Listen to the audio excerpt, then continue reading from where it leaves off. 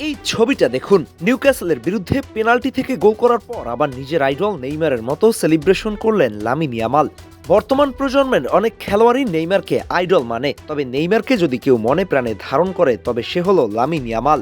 Lamine ইয়ামালের Neymar ভক্তির কথা এখন ফুটবল বিশ্বের জানা। প্রায় দেখা যায় নিজের দেয়া ইন্টারভিউতে নেইমারের প্রতি নিজের ভালোবাসা প্রকাশ করেন। এছাড়া মাঠের খেলাতেও মাঝে মাঝে গোল করে নেইমারের মতো সেলিব্রেশন করে তার প্রতি ভালোবাসার জানান দেন 18 বছর বয়সী এই ট্যালেন্টেড তারকা। সেই দৃশ্যই আরেকবার দেখা গেল নিউক্যাসলের বিপক্ষে পেনাল্টি থেকে গোল করার পর। এ সময় গোল করে তিনি রাফিনহার সঙ্গে হালকা খুনছুটিতে মেতে ওঠেন। তারপর সেই ছোট্ট মুহূর্ত যেখানে রাফিনহা তাকে সামনে এগিয়ে দেন, তারপর ক্যাম্প নুতে নেইমারের সেই বিখ্যাত স্টেপস আর গালে হাত দিয়ে সেলিব্রেশন, সেটা ছিল আরেকটি প্রমাণ। তবে এটা কিন্তু প্রথমবার নয়, ইয়ামাল এর আগেও বেশ কয়েকবার গোল করে তার আইডলকে মনে রেখেছেন। ইয়ামাল ছেলেটা বার্সেলোনার মতো বড় ক্লাবের জার্সি পরে মাঠ কাঁপায়, গ্যালারিতে হাজার হাজার মানুষ তার নামে চিৎকার করে, কিন্তু ভেতরে ভেতরে সে এখনও সেই ছোট্ট ছেলেটাই যে ইউটিউবে ভিডিও চালিয়ে মুগ্ধ হয়ে তাকিয়ে থাকতো এক জাদুকরের দিকে। সেই জাদুকরের নাম নেইমার। কেউ যখন ইয়ামালকে জিজ্ঞেস করে তোমার প্রিয় খেলোয়াড়কে, সে খুব বড় কোনো বক্তৃতা দেয় না, একটু লাজুক হাসি দেয়, তারপর সহজ করে বলে দেয় নেইমার।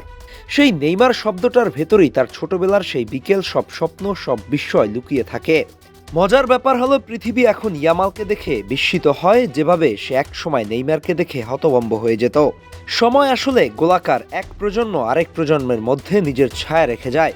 ইয়ামাল নিজে বারবার বলেছেন নেইমার তার সবচেয়ে বড় আইডল।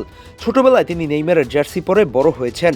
মাত্র 7 বছর বয়সে ক্যাম্প নুতে প্রথম বার্সেলোনার হয়ে নেইমারকে খেলতে দেখেছিলেন। সেটা তার জন্য ছিল অবিশ্বাস্য এক অভিজ্ঞতা। তিনি মনে করেন মেসি যেমন অসাধারণ, তেমনি নেইমার ছিলেন সম্পূর্ণ আলাদা কিছু। তাকে তিনি ফুটবল লিজেন্ড বলেই মানেন।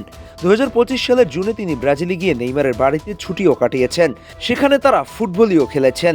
ইয়ামাল তখন ইনস্টাগ্রামে নেইমারকে উদ্দেশ্য করে লিখেছিলেন, আইডল এবং রোল মডেল সবকিছুর জন্য ধন্যবাদ, সবসময় নম্বর 1। তাদের বন্ধুত্ব এতটাই গভীর যে 2026 বিশ্বকাপের ফাইনালে যদি স্পেন আর ব্রাজিল মুখোমুখি হয় তাহলে তারা একসঙ্গে ছুটিতে যাবেন, এমনকি একটি চুক্তিও করেছেন তারা।